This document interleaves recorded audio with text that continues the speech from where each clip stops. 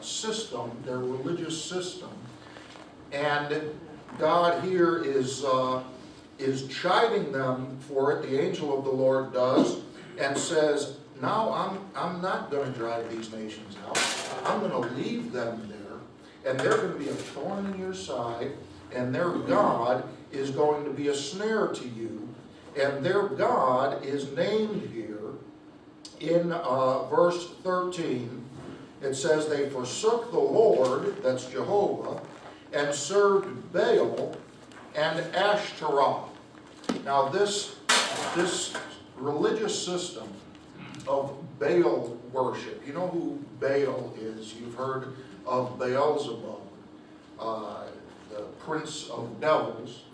And essentially what it is a kind of nationalized, culturalized form of Satan worship. And the nation of Israel receives the law from God in contrast to that. And they come in and they begin to meld and blend in with this religion. Now what I'd like to do is just kind of take a look this morning at some of the facets of this Baal worship and what it looks like, how the Bible describes it, so that we can be careful not to fall into these into similar traps. Now, first of all, come with me. You notice Baal and Ashtaroth there in verse 13. Come with me to Acts chapter 19. Baal and Ashtaroth are male and female deities that the nations would worship, and they go by different names. Acts chapter 19.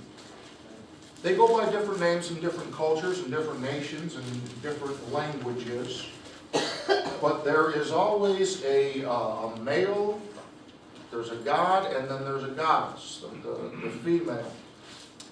And here in Acts chapter 19, we can see, we just want to get one verse.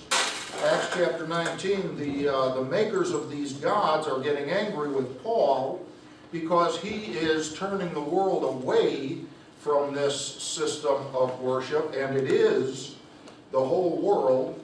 Acts chapter 19, verse 27, just the one verse. The silversmith says, "So that not only this, our craft is in danger to be set at naught," that is, making these gods, "but also that the temple of the great goddess Diana should be despised, and her magnificence should be destroyed, whom all Asia and the world worshipeth." Now this Diana, Paul is here in Ephesus, and that's the name, that's Ashtaroth, back there where we just read in Judges.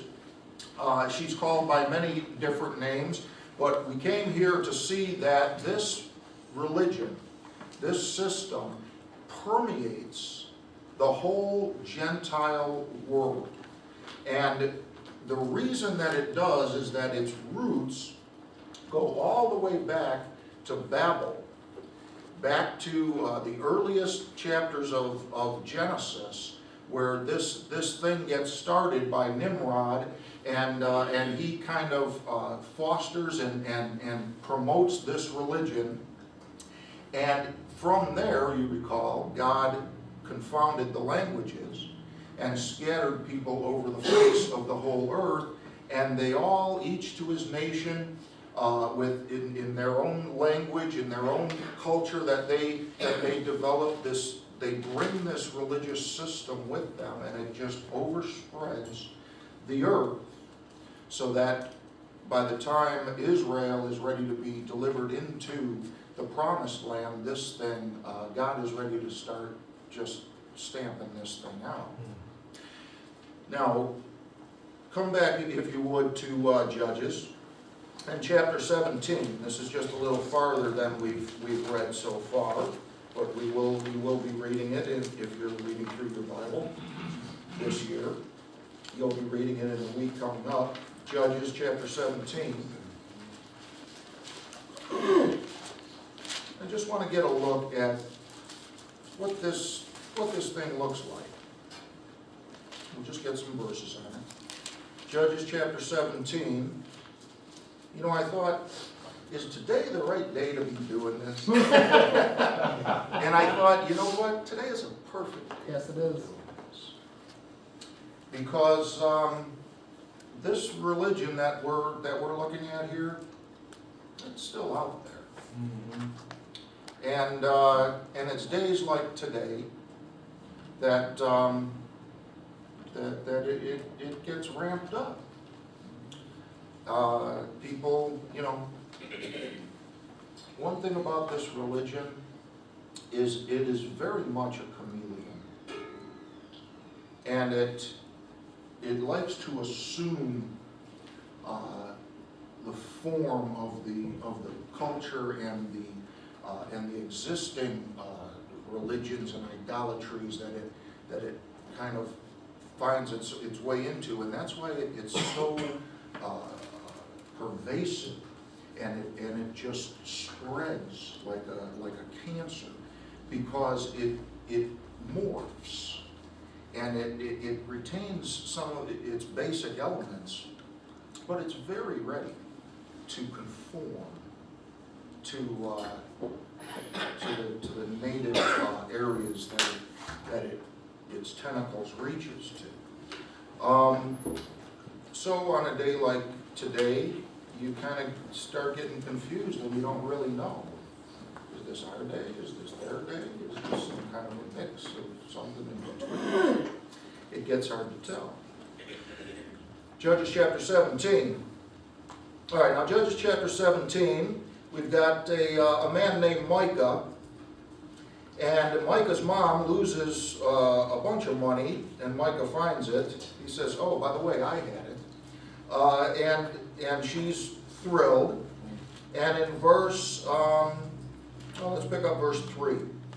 And when he had restored the 1,100 shekels of silver to his mother, this is Judges 17:3, his mother said, I had wholly dedicated the silver unto the Lord, that's Jehovah, from my hand for my son, to make a graven image and a molten image. Now therefore I will restore it unto thee. So you can see now already how this religion is coming in, and it's blending and melding in, and we'll see that throughout. And yet he restored the money unto his mother, and his mother took 200 shekels of silver, which she just said she wholly dedicated the 1,100. When it came time to pay up, I guess she figured 2 was good. 200 shekels of silver, and gave them to the founder, who made thereof a graven image and a molten image, and they were in the house of Micah. And the man Micah had an house of gods, and made an ephod and a teraphim, and consecrated one of his sons, who became his priest. So now what we've got here is we have Micah is setting up a place of worship, of Baal worship, and the first thing he needs is some gods. He needs some silver, and he's got to make himself some stand. If you're going to start a religion, the first thing you need is some gods, right? So, and he begins to, he gives this money to the founder, and he tells him, make me a bunch of idols. So he makes a bunch of idols, and he puts them in this place. It says he had a house of gods. So he's got this building, this place of worship, and the first thing he does is he fills it with these idols. And the next thing he does is he gets him a priest. He consecrated one of his sons, who became his priest. So the house of gods needs, after it gets its gods, it needs a priest. It needs someone to mediate, someone to perform the services. Now, Micah's son is kind of on hand there, and he's handy, so he gets consecrated to be a priest. But as the account goes on, there's a Levite who's wandering through, and Micah says, ooh. And verse 10, Micah said unto him, dwell with me, and be unto me a father and a priest. And I will give thee 10 shekels of silver by the year, and a suit of apparel, and thy victuals. So the Levite went in. And the Levite was content to dwell with the man. The young man was unto him as one of his sons. And Micah consecrated the Levite, and the young man became his priest, and was in the house of Micah. Then said Micah, Now know I that the Lord, Jehovah, will do me good, seeing I have a Levite to my priest. So Micah, he's getting up there now. He's building up this thing. He's got some people, there's some reputable people now that are going to come and join him. And you notice again in verse 10, dwell with me and be unto me a father and a priest. Come with me, you know this verse, Matthew chapter 23. So this religion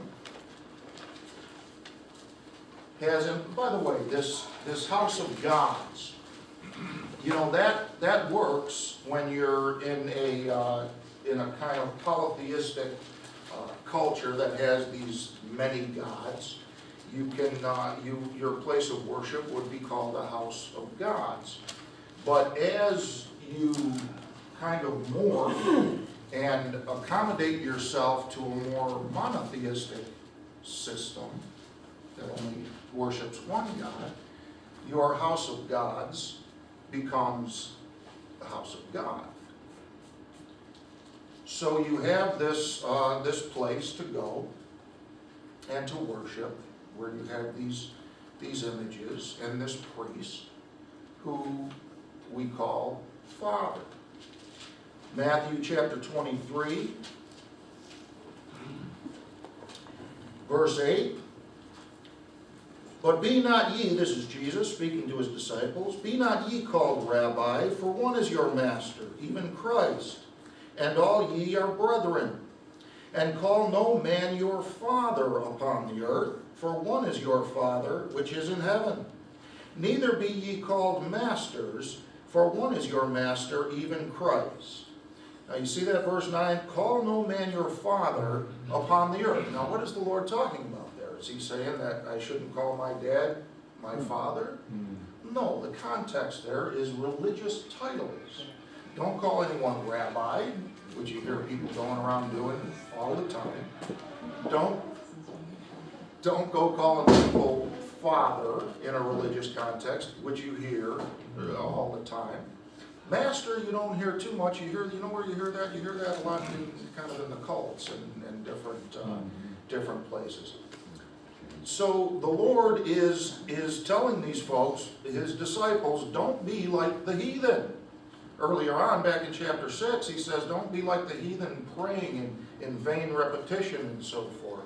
So the Lord is still trying to pull these people out of this system. Now, come back, turn back just a book to Malachi, chapter 1. The Lord said, don't call anyone rabbi, because one is your master. Don't call him father, because God is your father. And don't call him master, because I'm your Lord, your master. And that's what these titles do, what they do. And that's what this religion does, is it sets up men in the place of God.